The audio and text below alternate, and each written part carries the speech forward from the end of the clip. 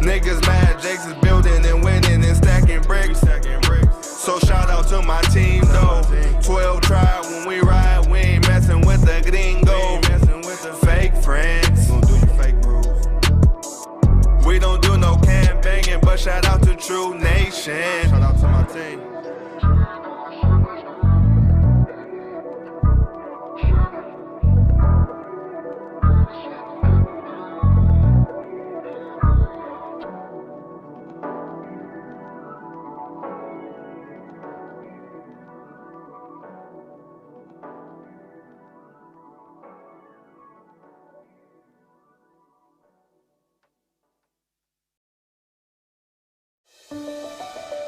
You're not Julius Caesar, okay? No, I'm not. You didn't think big enough. What if you had the perfect life? Mercedes-Benz SL65. Will you marry me? Of course, Penny Bear. What if God Came today some kind of missionary letter? Wendy. Who is she? Old girlfriend. We almost got married. You still talk to her? I make a point of never going back. had other plans? What's going on? No. Kidding me? It's a brand new car.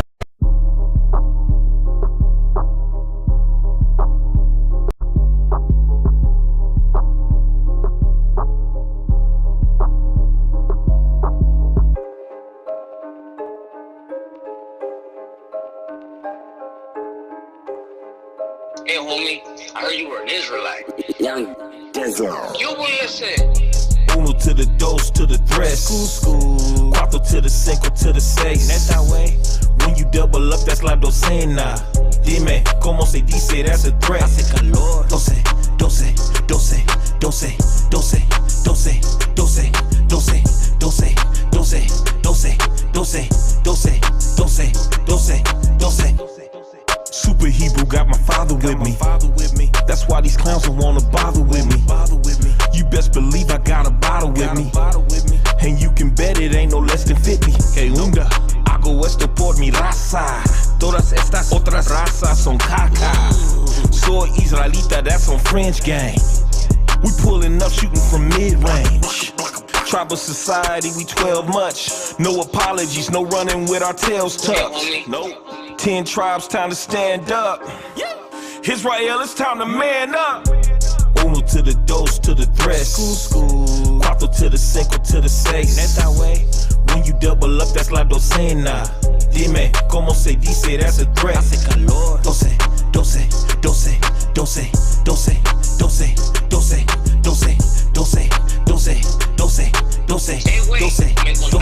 12, 12.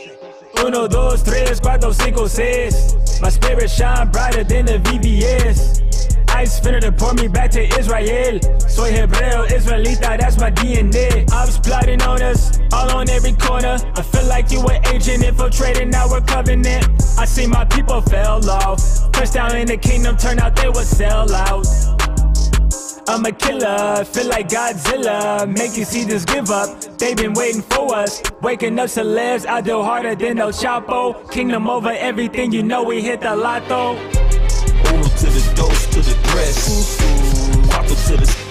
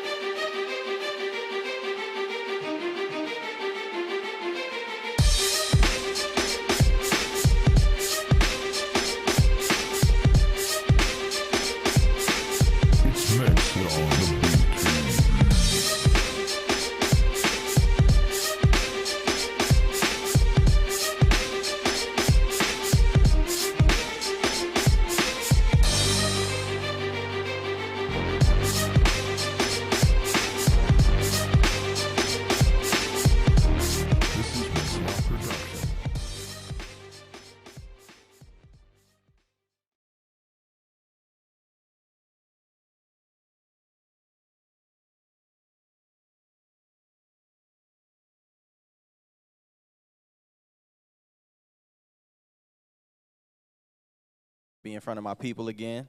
You want to count us in, Darash?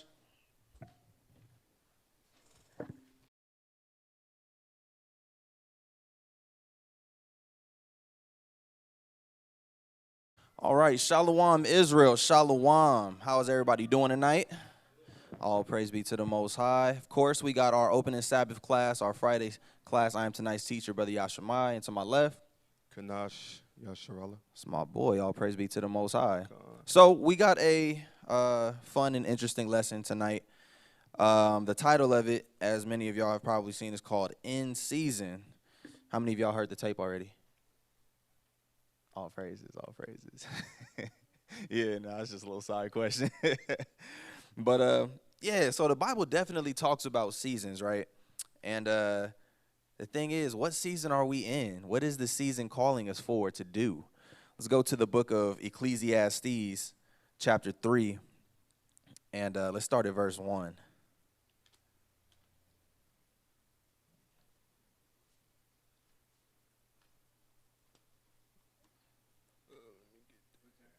Ecclesiastes chapter 3, and we're going to start at verse 1. Ecclesiastes chapter 3 and verse 1. To everything there is a season and a time to every purpose under the heaven.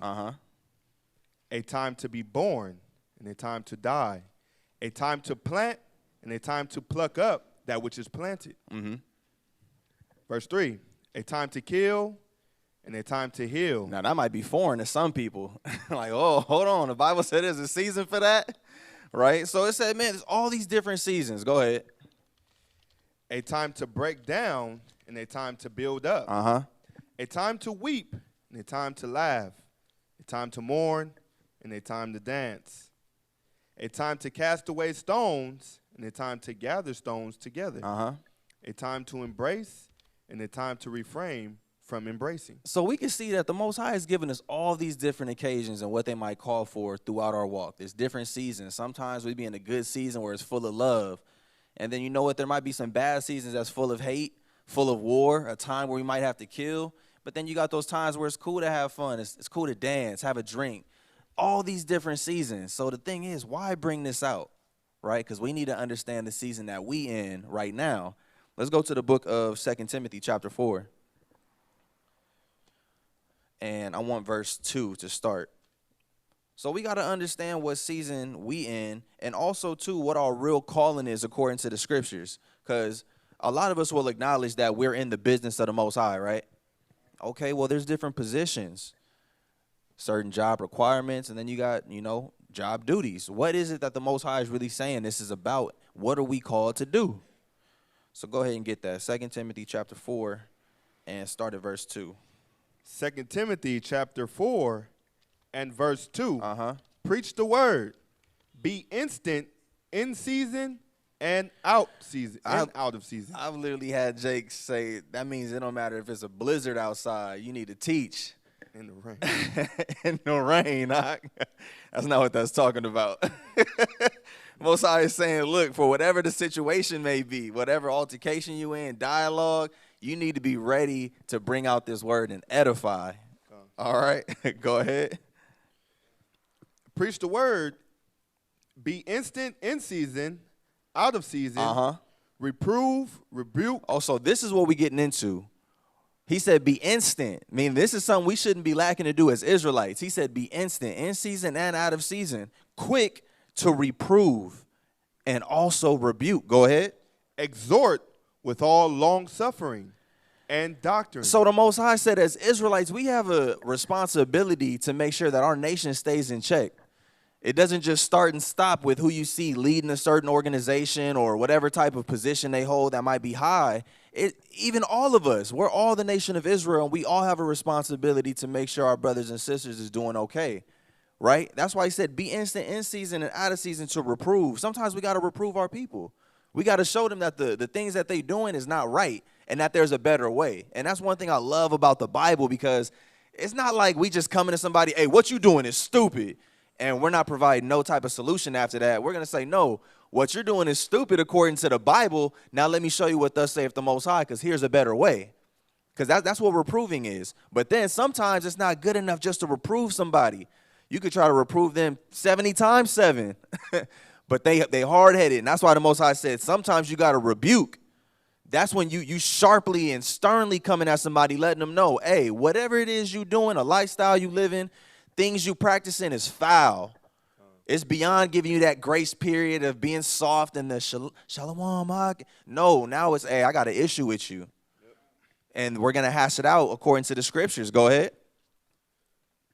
Preach the word, be instant in season, out of season, reprove, rebuke, exhort with all long suffering and doctrine. And it says to exhort our people with all long suffering and doctrine, because sometimes it's not just a 1 or 2 day battle. Sometimes you got months long, years long. Some shells are harder to crack, right? And it's funny, like, it's such a big uproar in the world about disciplining your kids. And we know it's only one nation of people they worried about kids being disciplined. It's ours.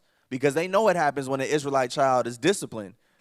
You gearing them up to take over the world, right? But even on a more physical tip, Israelites don't have the same type of spirit as those nations where you can tell little Billy and Bobby go sit in the corner and he'll be okay. Israelites don't have those type of spirits. We need to be beat. The Most High said it over and over again. We got hard heads, stiff neck. We got some real strong spirits in Israel. As children, we got to, be on top of it. So imagine how much more powerful we could be in obedience if we're willing to go that far in disobedience, right? But go ahead. Verse 3, for the time will come. So the time will come, brothers and sisters. Do not get it misconstrued. It is going to happen. Read. When they will not endure sound doctrine, but after their own lusts shall they heap to themselves teachers having itching ears. So this is the time period. This is the season that we're in, right? Where we're struggling with all these different understandings and doctrines, all because the time that came that people didn't want to listen to sound doctrine no more. They don't want to hear about what's right, but instead they want to do things following their own lusts, right? Having those itching ears. Everything that's not concerning righteousness, brothers want to know about it. Oh, what's that? What's that? What's that? But as soon as you want to talk about these laws, some righteous history, they never want to talk about that. All they want to talk about is the deepest of dark prophecies and Earth is flat. Right. Did they go to the moon? Exactly. Everything that has nothing to do with salvation, brothers be interested in, having them itching ears.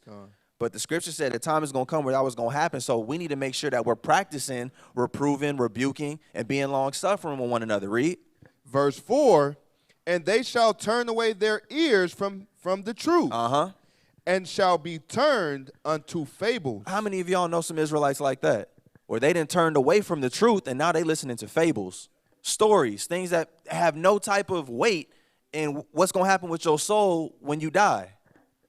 Brothers want to jump into the book of Enoch. Why? Oh, because it talks about 50-feet giants. And they want to go into this understanding because, oh, it's really deeper than this. And this connects with this and the stars. And brothers be trying to go through all of that, but they steer away from the simplicity of these laws. Go ahead. And they shall turn away their ears from the truth, and shall be turned unto fables. But watch thou in all things. So the Most High said, you make sure that you watching in all these things. And not that you're only watching, but that you taking action. Because you won't read about nobody righteous in the Bible just letting wickedness happen within Israel and they're not saying nothing about it. And that's the time period that we're in right now. It's such this big push for love, you know. Israel, we just got to love one another. Well, the scriptures clearly say what love is. You know, love isn't just linking up with you once a year because we going to this little Hebrew summit and we finna cook some hot dogs and do some strong shalams. That's not what love is according to the Bible. Love according to the Bible is what? The keeping of the commandments. And it's commanded that we judge one another in righteousness. It's commanded that we correct one another in righteousness. So he said, look, watching all things, go ahead. But watch thou in all things, endure affliction, do the work of an evangelist, make full proof of thy ministry. We're on a mission to make full proof of our ministry. And a lot of times, right, somebody who they're having a harder time getting grounded, spiritually, they kind of always shaking up, they never really seem secure, is because they haven't made full proof of their ministry. A lot of times, within our own walk, you have to get to the point to where you've proven to yourself, like, okay, I know what I'm doing. I know what I'm doing is the right thing to do. It's of the Most High, right? Similar like what you told me, Yak. Why did the Most High tell Abraham kill his son? You don't think he was going to do it? Of course. But he wanted Abraham to know, like, yeah, I really serve the Most High. He wanted to make full proof of his ministry. So through the works that we do, that's how you make full proof your ministry. Because the works are never in vain. You will always see a return. Shalom, sis. You will always see a return when you invest in the Most High. Always. Sometimes it may not be what you're looking for, but it doesn't mean you're not getting it. So with that, let's jump over to 1 Corinthians chapter 11. So Yashimai, why are you rambling about all of this? Well, there's some false doctrines within the nation. Is it? It's false doctrines within the nation.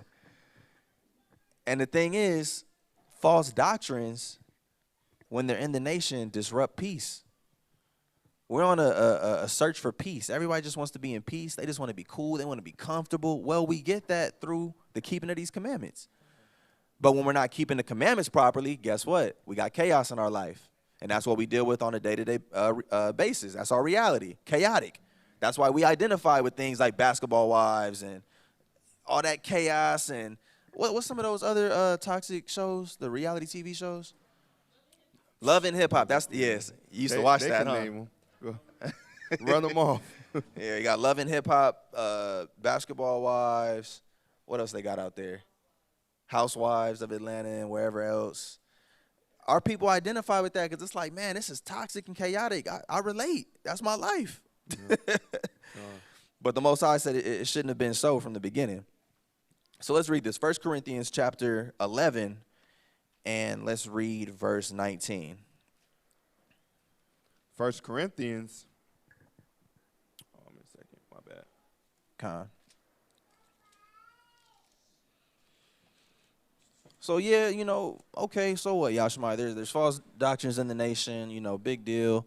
It's more than just it being a big deal. We have to understand why that they're here to begin with. And it's our obligation as servants of the Most High to defend the gospel. Go ahead. 1 Corinthians chapter 11 and verse 19. For there must be also heresies. Maybe. There must be heresies. Could be. There must be also heresies. The Most High said there must be heresies. There has to be false doctrines amongst the children of Israel. Why? Among you, that they which are approved may be made manifest among you. He said all these false doctrines, all these heresies, they must be here so that those who are truly approved of the Most High can shine forth. See, that would be unfair of the Most High just to have all this wickedness in this earth and no truth to combat it. No, he said there's always going to be an out. The numbers may not look like what you think it's going to be because the scriptures say time and time again that it's only going to be a remnant. Right. Because wide is the way to destruction, but narrow is the path to life. Right? And that's one of the doctrines we're going to get into. But he said they must be here so that those who are fully approved may shine forth and show. They got to be that example to the world, that testimony. Somebody is going to have to rise above. For all of these, because you got the naysayers, all the churches, all these camps. Dude, within all those wicked camps, someone has to be doing the right thing. Somebody's got to be doing the right thing. Now, if you're not doing your just due and being diligent, searching, looking for a righteous home, then that's on you. You know, but people be so quick to say, oh, everybody, all of y'all. No, the majority, that's all. And they say they leave the truth because of heresies that, you know, some camps have. But what do that got to do with you? Yep. What do that got to do with your salvation? Right? Nope. It don't have nothing to do with your salvation. You should be into the word yourself. You should study the word for yourself. Yep. Like you said, there's going to be heresies among us. So those who are really about this word, so they could be approved. Yep. And let's get a little bit more into this. So let's go to the book of Revelation, chapter 12 and verse 17. I got a short lesson for y'all tonight. Because a lot of things don't need to be complicated. We overcomplicate things sometimes. My whole position is, if I'm holding this Bible and say I believe in this Bible, and you holding the Bible saying you believe in the Bible, we should be able to open up this Bible and come to a agreement. There's no room to, we're going to agree to disagree. You don't do that in righteousness.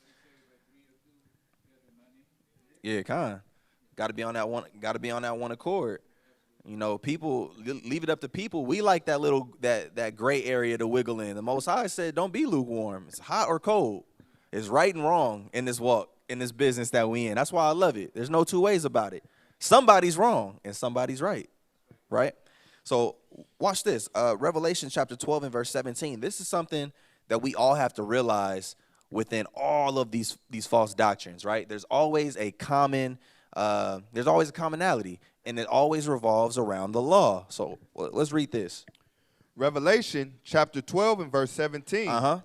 And the dragon was wroth with the woman. And went to make war with the remnant of her seed. So this is talking about Satan and his disposition towards Israel. It says that Satan and all of his wickedness is against us because we are that woman, according to Jeremiah 6 and 2. We are that woman. Exactly. Israel is the woman. We are Zion, right?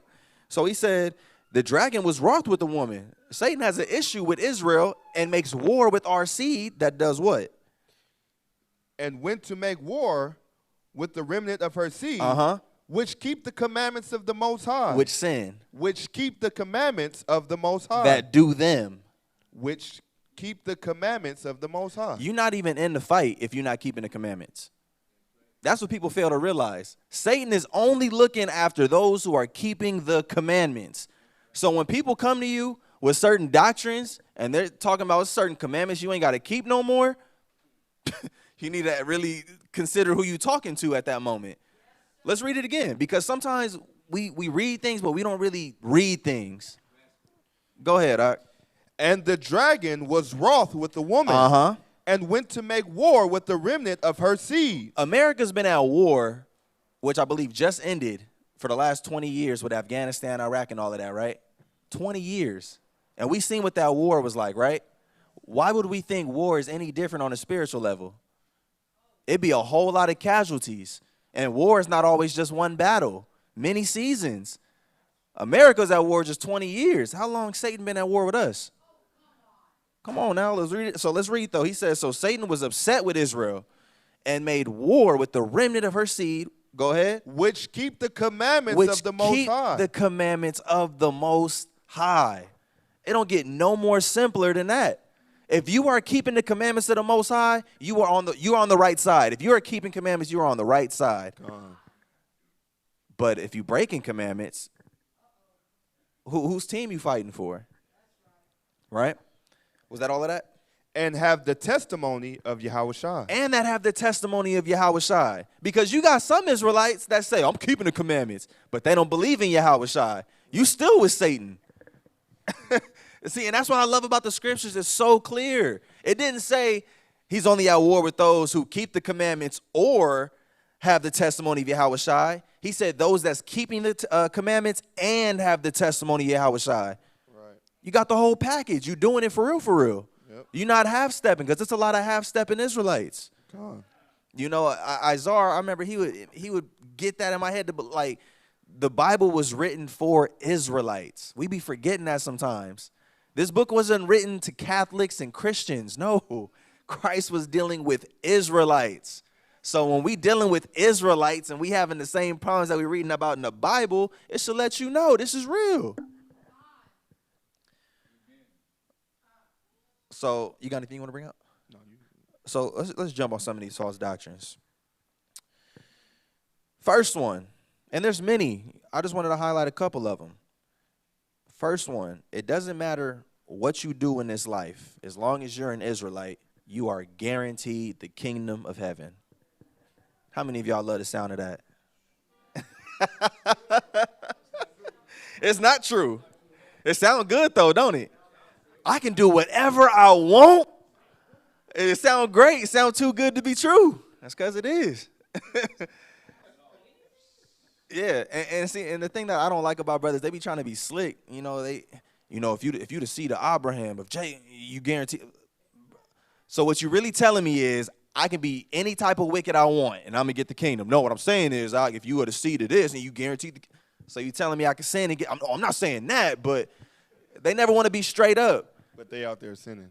Right. And the thing is, these doctrines, man, they're dangerous because and that's why the scriptures say in 2 Corinthians we gotta cast down the imaginations, because a lot of our people, we have imagined things that have not been spoken by the Most High. You will never read in the Bible where the Most High was like, Israel, I don't care how dirty and unclean you is, I want you. You ain't never read that. You ain't never read that. Time and time again, you read about where Israel, I don't want to do this to you, but because you sin it, I have to. The Most High wants to love us, but man, it's hard to love somebody who don't love themselves, right? Scripture said we're supposed to keep these commandments for our own good, for our own betterment. So if you're not keeping the commandments, you hate yourself. And then you look at the lifestyle of people who don't keep commandments live. You eating all type of unclean food. You eating shrimp, crab, lobster, and whatever else Instagram tells you is cool to eat. You in a strip club, prostituting and whoring women out. You selling drugs to your people, doing drugs, drinking whatever. Like, you hate yourself. When you're not keeping God's commandments, you hate yourself. But it doesn't matter what you do. You get in the kingdom anyways, right? So let's go to the book of Mark, chapter 3 and verse 28. We're going to deal with these real quick. You know, a lot of these doctrines, they don't need 50 precepts to answer. You just need 1 and 2. Easy. Yeah, Mark chapter 3 and verse 28. And like I said, these things are dangerous because it leaves room for imperfection. When you tell people things like that, like just because you're an Israelite, you're going to get the kingdom. What's the point of me keeping the law then? You leave room for imperfection. People, they make up these doctrines and believe these doctrines so they can sleep better at night because you know you're not really giving your all to the Most High and you still low-key sinning. But you know what? I'm an Israelite. I'm going to get the kingdom anyways. I tried. That's dangerous. Yep. That's dangerous. Most High, Yahweh Shai called us to perfection. So where do we get off saying it's cool to be incomplete and imperfect? He called us to perfection. We can't just act like he didn't say that. He said, be ye perfect. He didn't say, try. He didn't, because that's what brothers be saying. Oh, we rehearsing. So you're saying you're trying. Most High didn't say try. He said, give me your soul. I want all of you. So Mark chapter 3, verse 28. Mark chapter 3 and verse 28. Verily I say unto you, all sins shall be forgiven unto thee and to the Son of Man, and blasphemies wherewith soever they shall blaspheme. So look, this is Yahweh Shai speaking. This is the red letters, because they never want to deal with these type of scriptures. Christ said, look, verily I say unto you, all sins shall be forgiven unto the sons of men. Christ gave his blood so that we can have remission of sins and another chance at the kingdom, at repentance. He says, so anything you didn't did, I will forgive it, but you got to come wholeheartedly and keep these commandments. Go ahead. But he that shall blaspheme against the Holy Spirit. So he said, look, even if you blaspheme the Son of God, if you blaspheme Yahweh Shai, because like I said, some people don't believe in Yahweh Shai. But he said, if you get to the point to where you do believe in me, I'll forgive that. I'll forgive it. But, read that again. But he that shall blaspheme against the Holy Spirit. But him that has blasphemed against the Holy Ghost. Go ahead. Have never forgiven. You will never be forgiven. Even as an Israelite. Because Christ is talking to the Israelites right now. But it gets even better. Because they'll say, no, it doesn't matter. The second death. No, eventually you'll be reborn into the kingdom. Your spirit's going to be refreshed into the kingdom. Even if you didn't make it on the initial run. But go ahead. But is in danger of eternal damnation. No, partial damnation. But is in danger of eternal damnation. The scriptures say it's forever. That damnation is going to be forever. So how do you get around that? You telling me Judas, the man who betrayed Christ, is going to be in the kingdom? Oh, okay. I'm just saying. Let's go to 2nd Ezra. Chapter 7. I'm just saying. Sometimes you got to really open up these doctrines. What is it that you really saying? So you telling me right now, I can go and sleep with your wife, and I'm going to get the kingdom. And you going to be cool with that because I'm going to get the kingdom, right? It makes no sense. It makes no sense. But when you say stuff like, oh, brother, you taking it too far. Why would a righteous man want to do that? It don't matter. If I did it, am I still going to get the kingdom? So watch this. It gets even better. Let's get 2nd Esdras and chapter 7. And let's start at verse...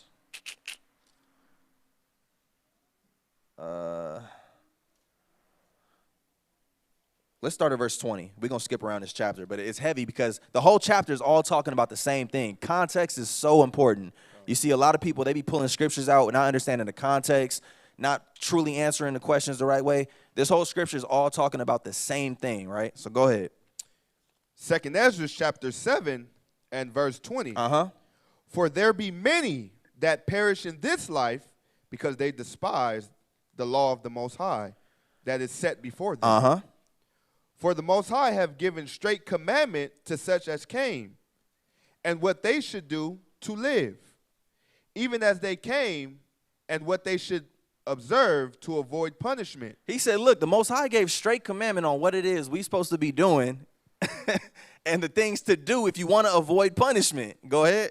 Nevertheless, they were not obedient unto him, but spake against him and imagined vain things. Ain't that what our people do? Let's drop down to read verse 37. Actually, no, what? Verse. Give me verse.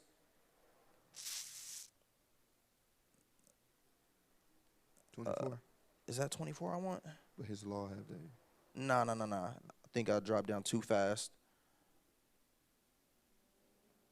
You know what it's. Oh, I'm sorry. Read verse 6.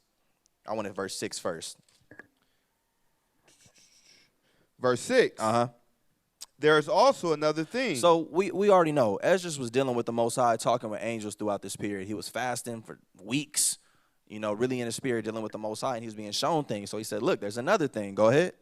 A city is builded and set upon a broad field, and is full of all good things.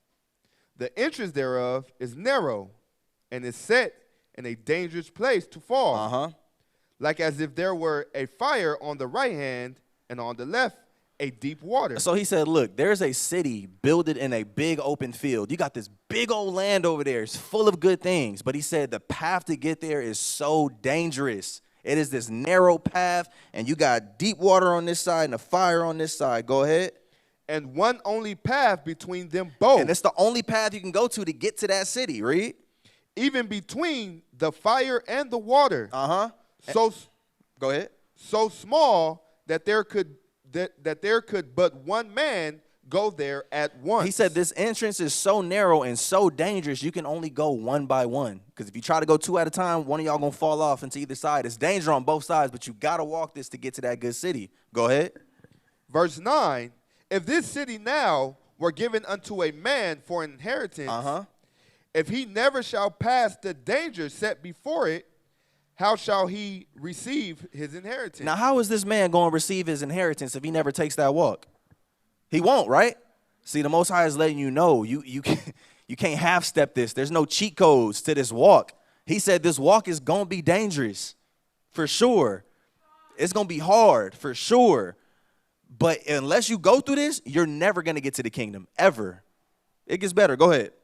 Verse 10, and I said, it is so, Lord. And he said, that makes sense to me. It don't sound like that man would ever get that inheritance. And what the Most High say? Then said he unto me, even so also is Israel's portion. He said, this is Israel's portion. The Most High is letting you know, if you do not walk this path, you will not get to that inheritance, which is the kingdom. And he's letting you know what that path is going to be like. Now let's drop down to read verse 37. Verse 37. Verse 36. Verse 36. Then said I, Abraham prayed first for the Sodomites, and Moses for the fathers that sinned in the wilderness, and Jesus after him for Israel in the time of Achan. Go ahead. And Samuel and David for the destruction, and Solomon for them that should come to the sanctuary. So the Most High is mentioning all these righteous men, like for the most part, in they acts, right? But go ahead. And Helios for those that received rain, and for the dead, that he might live. And it's important that we go back into history and read these testimonies that Ezra is speaking on right now. Go ahead. And Ezekiel for the people in the time of Sennacherib, and many for many. Now, what's the point of all of this? Go ahead. Even so now, seeing corruption is grown up, and wickedness increased. So it's evident. We can see that all this corruption and wickedness is increasing in the earth, even amongst our people. You got brothers teaching you can rape women. You got brothers teaching it's cool to sleep with whores. You got brothers teaching you ain't got to keep the Sabbath. I mean, the list goes on and on. All this wickedness is springing up within the nation, right? Read. And the righteous have prayed for the ungodly. Therefore shall it not be so now also. He said, dude, all this time you've had righteous men praying for the unrighteous, and the Most High still destroyed them. Read. We're getting to a point, though. Go ahead. Verse 42, he answered me and said, this present life is not the end where much glory doth abide. Therefore have they prayed for the weak. Go ahead. But the day of doom shall be the end of this time, and the beginning of the immortality for to come, wherein corruption is past. Intemperance is at an end. Infidelity is cut off. So infidelity is cut off. Go ahead. It's cut off. Righteousness is grown, and truth is sprung up. So he said, look, the end of this world is the beginning of the kingdom. He's explaining what it's going to be like. All wickedness has been shut off. Righteousness has sprung up now. Read. Then shall no man be able to save him that is destroyed. What the scripture say? Then shall no man be able to save him that is destroyed. What does that mean? What does that mean? He just got done talking about the end of this world is doom, destruction, all of that. And immortality is now taking place. Righteousness, the tree of life is sprung up. He's talking about being in the kingdom at this point. He's saying all those who are in the kingdom can do what? Then shall no man be able to save him that is destroyed. You can't save nobody at that point who didn't make it, is what the scriptures are saying. If they got destroyed in their wickedness, there's nothing you can do to help that person. I got to bring this out because, like I said, brothers act like the Israelites who going to go to the lake of fire just going to magically reappear in the kingdom. The Most High is saying there's nothing you can do to help them. Keep going, read.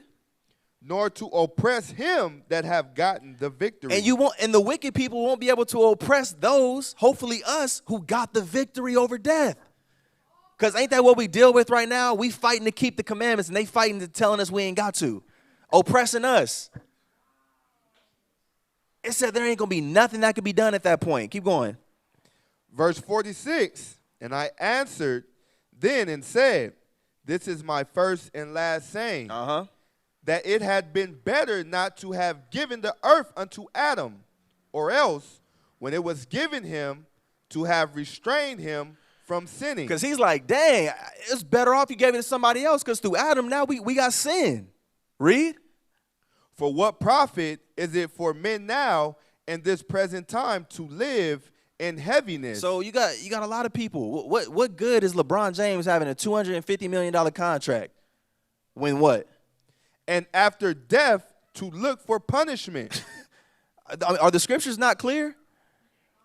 How is all of Israel going to get the kingdom when you got the scriptures clearly telling you Jakes is going to be punished? And there's nothing you can do to save that person from being destroyed. Drop down and read verse 50. Verse 50, and that there is promised us an everlasting hope, whereas ourselves, being most wicked, are made vain. Why would he say that? If he knew he was going to get the kingdom, how was he made in vain? That's why he said it was better you didn't give it to Adam, because now we know sin through him, meaning we have an opportunity to not get the kingdom. All because of what our forefather did, what he introduced to us. And he's like, dude, I was made in vain at that point if I don't get this kingdom. Read. And that there are laid up for us dwellings of health and safety, whereas we have lived wickedly. Go ahead. And that the glory of the Most High is kept to defend them which have led a weary life. Whereas we have walked in the most wicked ways of all. Now watch this. This is the killer, because this is an Israelite speaking. Go ahead. And that there should be showed a paradise whose fruit endure forever, wherein in security and medicine. So he's saying, why show us all of this? Right? Go ahead. Whereas security and medicine, since we shall not enter into. Come on now. A wicked Israelite will not enter into it. That's what he's asking the Most High. Why show us all of this, and we sitting there sinning, and we're not even going to be able to enter into it? Scriptures is clear. We done with that one. Something else you see within the nation. Jesus Christ never existed, or that the New Testament is false, right? Hey, you got a lot of people, non-messianics, right? But the thing is, you got to ask yourself, what benefit do they get for teaching that Christ never existed or Christ never died for us? What benefit is there to that? Nothing, right? Really? But subconsciously and spiritually, you know what it is? They don't want to be held accountable. They don't want that blood to be on them. Imagine me telling you, hey, somebody you don't know gave their life so that you could walk your life doing the right thing. That's like you got to go to college for the next 10 years because this person died for you to go and do that. These brothers don't want to live their life with that type of conscience, like Christ gave his life for it. I got to live right. Nah, it's convenient. They don't want that type of accountability. Like, nah, he ain't died for me. He ain't ever existed, matter of fact. It don't change the facts, though. And that's why a lot of people, we got to understand, Christ gave his life for a price.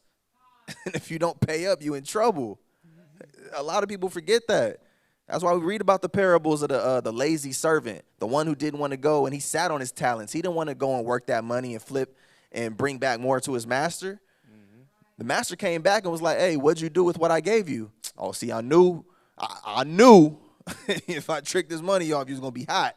So I got it right here for you. He said, that's not good enough, you wicked servant. Going to damnation, eternal damnation. We didn't put in no work. We got to stop playing with ourselves. So let's go to the book of Isaiah chapter 53. And I'm bringing these out so that our people, because sometimes you come across these doctrines, you may not have no scriptures to combat because you may not be, in the word like some of the disciples or the apostles be, and that's fine. But we get it so y'all can have confidence in what it is you believe in to make your ministry foolproof. We ain't got nothing to hide up here. We clear about what we teach in the doctrine that we adhere to. And we're going to show you out the scriptures. Come on. That's right, baby. Let's go to Isaiah chapter 53. And this is for anyone who says Christ never existed and the New Testament is a sham. Go to Isaiah chapter 53 and ask them about this. Start at verse 1. Isaiah chapter 53 and verse 1. Who have believed our report, and to whom is the arm of the Most High revealed? So who's believed our report? What it is that we talking about? Who believes it? Who is the Most High truly dealing with? Go ahead. For he shall grow up before him as a tender plant. So this is talking about a person, a male. It says he shall grow up. Go ahead. And as a root out of a dry ground. He have no form nor comeliness. And when we shall see him, there is no beauty that we should desire him. And who is this talking about? He had no form of comeliness, no type of beauty that we should desire him. Go ahead. He is despised and rejected of men, a man of sorrows and acquainted with grief. And we hid, as it were, our faces from esteem him not. Surely he have borne our griefs and carried our sorrow. So it says, surely this person that's being spoken about has carried our grief and our sorrow. Go ahead. Yet we did esteem him stricken, smitten of God, and afflicted. But he was wounded for our transgressions. So this is the part right here. Read that again. but he was wounded for our transgressions. Who in the Bible was ever wounded for the transgressions of Israel? I'll do you one better. Who in history has ever been known to be beaten, bruised, battered, physically things done to that person on behalf of the sins of their people? Go ahead. But he was wounded for our transgressions. He was bruised for our iniquities. The chastisement of our peace was upon him. And with his stripes we were healed. Who else did that in the Bible? You know what they're going to try to say? David. They love David. That's what they're going to try to say. Well, that's talking about King David. You remember the person, they threw the rock at him and he hit him in the head. No, that happened to King David because of his sins. This man being talked about in Isaiah 53 said this was going to happen to him because of the sins of the nation. Exactly. And there's other scriptures in Isaiah that talk about how he was pierced for our sins. So you just take him here. Or who is this talking about then? Nobody else in the Bible or in history has ever been talked about being beaten for the sins of their people. And it talks about through that man's stripes, him being beaten, that the nation was healed. That's only talking about Yahushua. Yep. Go ahead. All praise be to the Most High. Go ahead. Verse 6. All we like sheep have gone astray. We have turned every one to his own way. And the Lord have laid on him the iniquity of us all. The Most High didn't do that to David. The Most High didn't do that to Solomon or nobody else in the scriptures but our King Yahushua. Go ahead. He was oppressed and he was afflicted. Was not our Lord and Savior oppressed? Every chance someone had to take, they wanted to try to kill his ministry. And that's the cold part about Israel. And it's crazy. Like, even in like the business world, right? Some of these other nations, they'll play fair to a degree in terms of a race, right? Everybody, you got 4 people, all different nationalities. They trying to get to this one position. Some people actually do the race with you. And if they just beat you outright, it is what it is. But Israel, we won't even let each other get into the race. We kill our campaign before we even start. Israel don't even be like, you know what, you was just a better man or you was the better woman. Like, nah, they just try to kill you right off the bat. That's what they try to do to Yahushua. As a kid, he was in the temple asking questions, trying to get this knowledge so that he could teach our people the true doctrine. And yet the Pharisees and the Sadducees all coming for him. All had the same motive. They said they tried to catch him in his speech. Like, man, literally got delivered up to the Roman government off of lies. Off of lies. Read. He was oppressed and he was afflicted, yet he opened not his mouth. Ain't that what happened in the account when he went to go and talk to Pilate? All these people was throwing these false accusations on him and said, like a sheep going to the slaughter, he didn't open his mouth. Read. He is brought as a lamb to the slaughter. Come on now, go ahead. And as a sheep before his shears is dumb, so he opened not his mouth. So we're going to stop it there. Like I said, the proof is in the pudding. Next one, what else we dealing with within the nation? The camp bashers. people who have a problem with camps. And the thing is that it's one thing to have an opinion, but it's one thing to make your opinion law.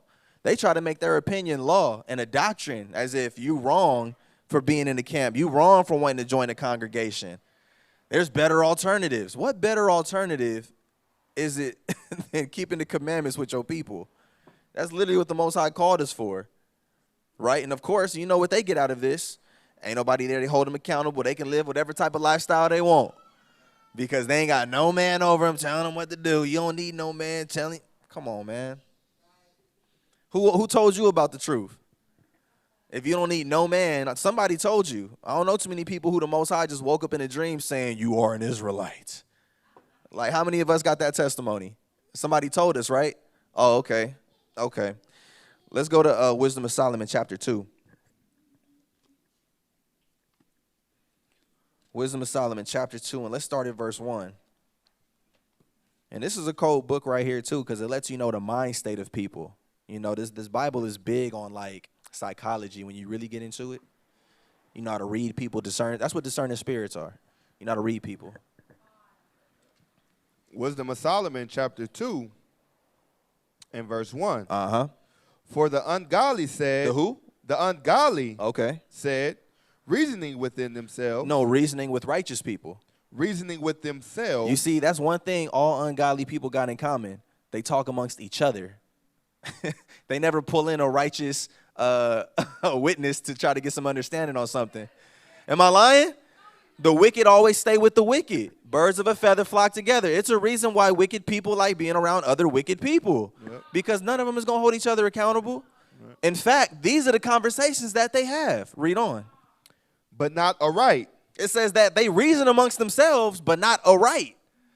Meaning the things that they was talking about, the way that they was reasoning about living their life was not right. Go ahead. Our life is short and tedious. Uh-huh. And in the death of a man, there is no remedy. And this is what they talk about. And the scriptures are so cold because you may not ever say this physically, but that's what your actions are saying. I remember my dad, I used to hate when he said this when I was little too. He'd be like, didn't I tell you to take out that trash? And I'd be like, yeah. Oh, I'm playing a game or whatever. I'm trying to be with the homies. And he'll be like, so basically F me then, right? I'm like, no, I ain't say that. But it's like, no, you did though. Because whatever you was doing was more important. So F me, you doing what you want to do. Uh-huh. This is what the ungodly talk about. When they have these ungodly conversations consistent of iniquity, this is what they're saying. Look, life is short and tedious. Man, look, bro, just do you. Life is too short for you to be tripping off all that. Go ahead. Neither was there any man known to have returned from the grave. I mean, we read about it, but have you ever seen somebody that came back from the dead? Go ahead. For we are born at all adventure. Look, bro, we got life to live. Live your best life. This is what's all in common with people who bash camps. They want to live their best life and all of that. Right? Go ahead. And we shall be hereafter as though we had never been. And that's the thought. But the scriptures clearly say that we will have an everlasting memorial if we do what's right. But see, some people, we don't want to make that sacrifice. Right? At best, say you live 85. Right, and that's a stretch. Most people don't make it that far. It's like, man, you got 60 years. That's not really a long time. You look up and you 30, and it's like, ooh. Who knows how much longer I got? It's like, man, let me just spend this time doing me. Instead of sacrificing, just doing the right thing by your people and by the Most High to have an everlasting life. You see, sometimes we don't look down the field. We can't see past our nose. We're not thinking long term. We thinking about today and at the most next week. But it's always about today. I got to get this done today. I got to do this today. I'm trying to be happy today. But that's what the ungodly do. Go ahead. For the breath in our nostrils is as smoke. Uh-huh. And a little spark in the moving of our heart. Uh-huh. Which being extinguished, our body shall be turned into ashes. Drop down and read verse 8. Verse 8. Let us crown ourselves with rosebuds before there be with there. So get the best of the best. Crown yourself king right now, right? Go ahead. Before they be withered. Let none of us go without his part of our voluptuousness. Uh-huh. Let us leave tokens of our joyousness in every place. It said, let us leave tokens of our joyfulness in every place. Everywhere you go, they flicking it up. Oh, we was here turning up, here turning up. Literally, this is the lifestyle that's going on right now. They in the strip clubs looking for the women. Go ahead. For this is our portion and our lot in this. So that's what they believe, that this is what we was born for. Just turn up. That's it. YOLO. You only live once. Get it while it's hot. Go ahead. Let us oppress the poor righteous man. So my thing is, if your life is so great, why you got to oppress the poor righteous man? Always coming out after us who trying to do the right. We ain't bothering nobody. But, read. Let us not spare the widow. Uh-huh. Nor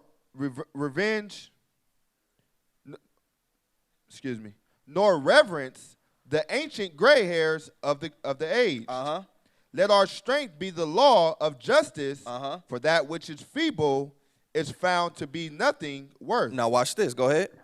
Therefore, let us lie in wait for the righteous, because he is not for our turn. Because he is not for our turn. It's the wicked's turn right now. They having a blast. It is their turn to have fun. But they said the righteous, they not for our turn. They want our turn to come to an end. That's why they try to end us. Read. And he is clean contrary to our doing. So this is a clear indicator of what a righteous person is and an ungodly person. It said that a righteous person is clear cut against what the unrighteous are doing. But why is it a lot of times we find ourselves being okay with what the unrighteous is doing? Right? We're not clean contrary to the ways of the world. A lot of times we still be flirting with it and holding hands and going on dinner dates. We're not clean contrary to what the Most High said we should be clean contrary to. Right? The thought of sin should be discussed to us. When we hear about such and such doing this in the nation, it should be an uproar. Like, what? Like, nah, that's like a fire. You got to put that out now. But nope. Instead, we watch, want to have a little 2 cents to put in on about it, but never go to that person and correct it. But go ahead.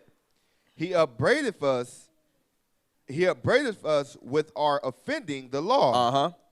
And objective to our infamy, the transgressing of our education. So that's all I needed from that. Let's go to Matthew chapter 18 and verse 20. And I was just bringing out to say that's the common thread when you talk to these people who they talk bad about the camps and they try to make you feel bad about the camp. They try to bash you as if you're doing something wrong. Start looking at their lifestyle, examine their lifestyle, ask them questions. Okay, so how is it that you live your life? You start to ask these questions, you observe these type of people, and you see they live a lifestyle of iniquity. And that's all relative to what we just read in Wisdom of Solomon chapter 2. Because my thing is, if camps are so wicked and all of that, why are you bothered? Like, why are you so upset about it?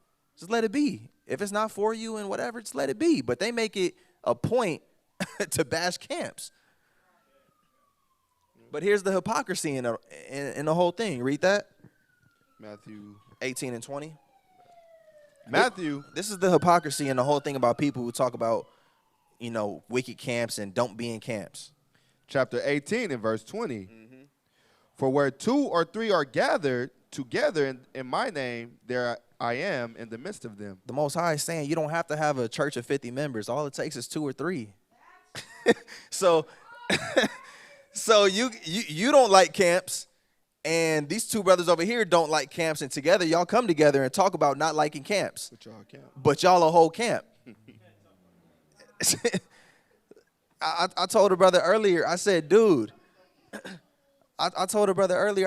we're all in camps by default. Our nation is consisted of 12 tribes. A tribe is a camp. If you're from the tribe of Judah, whatever, you're part of a camp by default. People just make this a lot more complicated than what it has to be. And like I said, if building churches according to the word of the Most High isn't the most efficient way to build our nation, show me something better. And where's your fruit to show forth? So through this vehicle that we have, we done picked up 115 passengers, so to speak. Through your vehicle, you got you and your 2 brothers who don't like camps. So, I mean, come on. Come on now. All right. That's facts. Let's drop down because I said I wasn't going to keep y'all long tonight. I got a question first and foremost. Do false doctrines hurt the nation? Absolutely, right? Because when false doctrines, somebody has to be believing the false doctrines. It's not like it's just floating around and no one's really paying it. Somebody's living this doctrine. They doing this. Let's go to the book of Judas, chapter 5, and verse 17. It's a whole lot of false doctrines. And the scary ones is the ones that's the small ones. Because it's easy for me to be like, oh, you know what? Adultery is cool in the Bible. That's easy for you to be like, nah, like it's clearly not. But when I start saying like little slick stuff like, sis, it ain't no sin for you to wear pants. That's like them slick ones that build up. Them subtle ones. Exactly. It's the stuff like that. It's the stuff like that. Judith chapter 5 and verse 17. Watch this. Judith chapter 5 and verse 17. And whilst they sinned not before the Most High, they prospered, because the Most High have healed iniquities. The Most High who have healed iniquities was on this, who hated iniquities was with them. It says, because the God that hateth iniquity was with them. It says that when we sinned not, we was prosperous. So when there's no false doctrines, we prosperous. But when there is false doctrines, go ahead. they prospered because the God that hateth iniquities was with them. Uh-huh. But when they departed from the way which he appointed them, Ooh, okay. they were destroyed in many battles very sore. It doesn't matter how big or small the heresy or false doctrine is. He said, period. If it's just one, this was the outcome. These are the things that we would face within our nation. Mass destruction, chaos. Go ahead. And were led captive into a land that was not theirs. Uh-huh. And the temple of their God was cast to the ground. Uh-huh. And their cities were taken by enemies. All of this, like you see how short it was? When y'all was good, y'all prospered. But when y'all bad, this happened, this happened, this happened, this happened, this happened. It's bad when there's false doctrines within the nation. So yeah, y'all right. False doctrines hurt the nation. For sure. So what's another false doctrine right now that's hurting our nation? Men are only able to have one wife. Believe it or not, sisters, that's hurting the nation. Believe it or not. And the thing is, we like, oh, that's not really a big deal. But no, the scriptures say in Revelation that whoever adds or takes away from this word, you're going to be dealt with harshly by the Most High. So obviously it's a big deal. So we got to deal with this. Because guess what? When you got, and the cold part is you got Israelite sisters who believe in the scriptures and what the Most High's will is. That says, hey, yeah, a man can have a multiple wife if he so choose. But then you got a whole slew of sisters who say, no, you wicked, sis, if you're doing that. And it makes you like uneasy and unsettled. Like, dang, well, am I really wicked if I'm allowing this? And like I said, if you're not making full proof of your ministry, sometimes people get swept away with that. That's all it takes. Yep. Look at Eve. That's all it took. Most High said, don't do this, you're going to die. All it took was for Satan to say, no, you won't. That's all she needed to hear. It didn't take much. So if we saying, hey, this is thus saith the Most High, and here you like, okay, cool. But then your homegirl get in your ear and it's like, nah, that's wicked. And now you're like, ooh. So now you got that unsettled spirit, uneasy spirit. On top of that, you still got that hatred and that variance for your sisters, right? All that unnecessary envy and jealousy. All of that is destroying our nation. You literally got men who, they can't talk about another wife in their household. Where is that in the Bible? They get in trouble. That's why, all praise be to the Most High. Bishop Tazaiwan did the lesson, Unleash the Poodle. You got a lot of poodles. You got a lot of brothers in Israel teaching that you a wicked Jake if you want to take on more than one wife and help build the nation. You got sisters saying the same thing. It's like, where is that in the Bible, though? So let's deal with it. What's some of the things that we hear? Main thing is, you're not King David, right? Well, King David, well, you're not King David. Well, King David wasn't king when he got his multiple wives. They say it's illegal in the U.S. and that we're in captivity. Where does it say that we're supposed to be following what the laws of the land is at? I've never read that in the Bible. You got some people who quote that, you need to follow the laws of the land. The only place you read that is in Maccabees, where it says the Israelites followed the strange laws of the land. Acts chapter 5 and verse 29 says what? We ought to obey God rather than men. So what is America? America would tell you two dudes can get married. So is that okay because that's the law of the land? No, it's not okay, right? But here's the hypocrisy, because you got, some major congregations who teach this. You got to follow the laws of the land, so it's illegal in the U.S., therefore it's illegal according to the Bible. Okay, well, in Ghana, it's not illegal. Yeah, but they still can't do it. So which one is it? Is it because God said it's not righteous, or is it because it's illegal? Which one? And then, like I said, they say, we're in captivity. It's not for us to be doing this in captivity. Well, y'all don't read the Bible. Let's go to the book of Judges, chapter 6 and verse 1. I've never read about certain commandments not being able to be kept just because we're in captivity, where the Most High said it's cool. Like, don't worry about it. Y'all could be homosexuals because you're in captivity. You ain't got to keep the moral laws no more. I've never read that. But let's read this. Judges chapter 6 and verse 1. Just to get some little context. And the children of Israel did evil in the sight of the Lord. And the Lord delivered them into the hand of Midian 7 years. So guess what? Israel was in captivity at this point. Go to Judges chapter 8 and verse 30. Y'all know about Gideon, right? Everybody know about Gideon?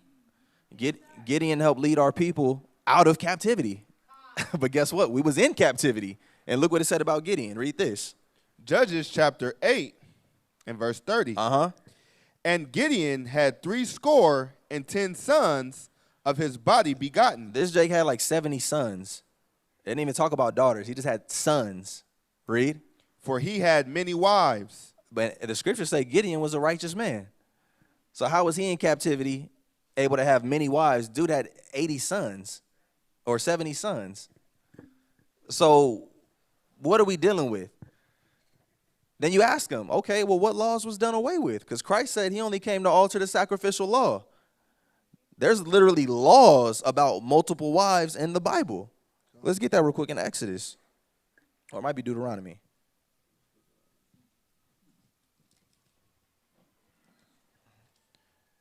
Deuteronomy chapter 21. Like, we literally had a way to govern polygynous relationships. Go ahead. What verse? What'd I say? 20. Oh, right here. Verse 15. Yeah, come on, watch this. Deuteronomy chapter 21 and verse 15. If a man because it's not a commandment. That's what sisters be so afraid of. Like, oh, just like, he has to get. No, you don't have to. I don't have to marry you. Like, I could be single. You don't have to have a wife. But if a man, go ahead. If a man have 2 wives, one beloved and the other hated, and they have borne him children, both the beloved and the hated, and if the firstborn son be hers that was hated, then it shall be when he maketh his sons to inherit that which he hath, that he may not make the son of the beloved firstborn before the son of the hated. Which is what? Which is indeed the firstborn. So it said if you got 2 wives, right, and your first son comes from a woman who you're not too fond of for whatever reason, and then you got this wife over here you love to death, and she got a son after that, it says you can't take the firstborn's right and give it to that woman over there just because you like her more. We literally have laws about how to deal with polygyny. So did these laws disappear too? So what does that mean, Israel? Yeah, of course, that we can still do this. You can't sit here and say that we can judge according to the law within the congregation, but this law don't apply. When Christ never said he did away with this law. You ask brothers, how come you don't sacrifice? Oh, because Christ did away with that. Okay, what about this law?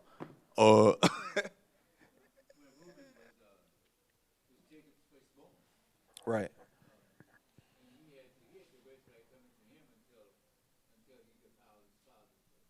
Right. Yeah, exactly. Exactly. And that's the whole thing. Our nation was built off of this. So it doesn't help, sisters, y'all lying to yourselves. Whoever may be watching, I hope sisters in here don't have a problem with it because it is what it is. The Most High, you shouldn't have a problem with the Most High saying, you're going to be in the kingdom, but you going to have sister wives. It's not a problem. No, it is what it is. So we get into the close. Like I said, these are just a couple of things within the nations, scriptures that you can use, reasoning you can use to back yourself up. Go to, let's go to 2nd Ezra.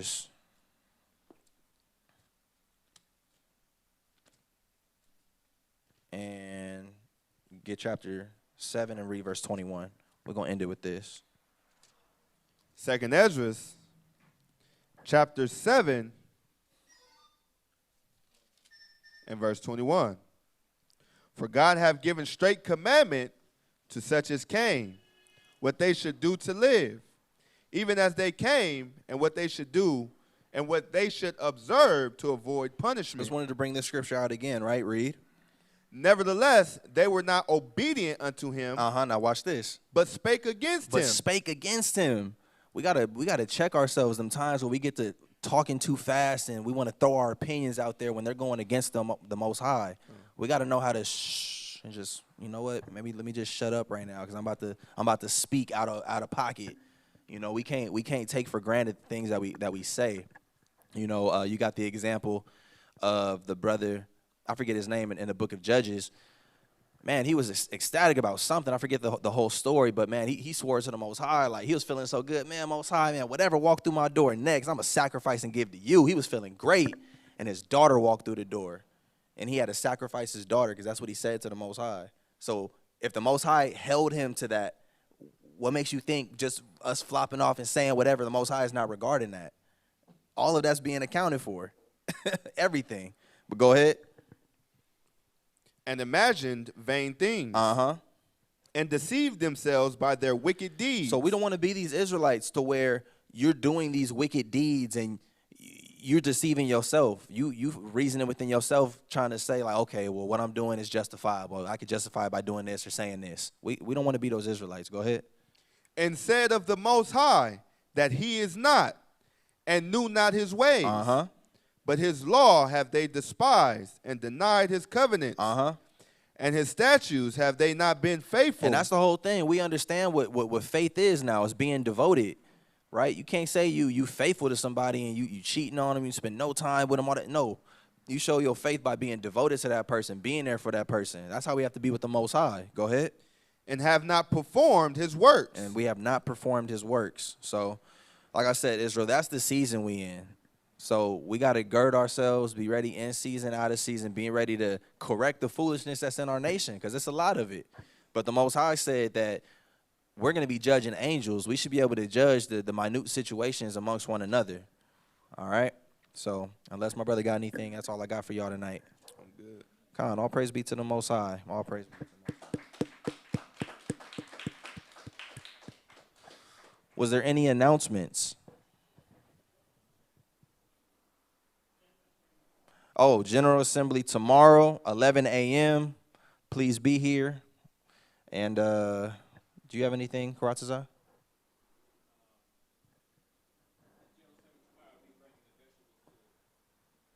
Okay, Khan. I think we might be cut off live, but for everybody here, if y'all don't get none of the vegetables from the garden, y'all slipping. They taste completely fresh. Like, it's a difference from the store and what's growing out that garden. Real talk. Okay, Khan. Well, all praise be to the Most High, Israel. Let's send up these prayers and close out. Let's rise and face the east.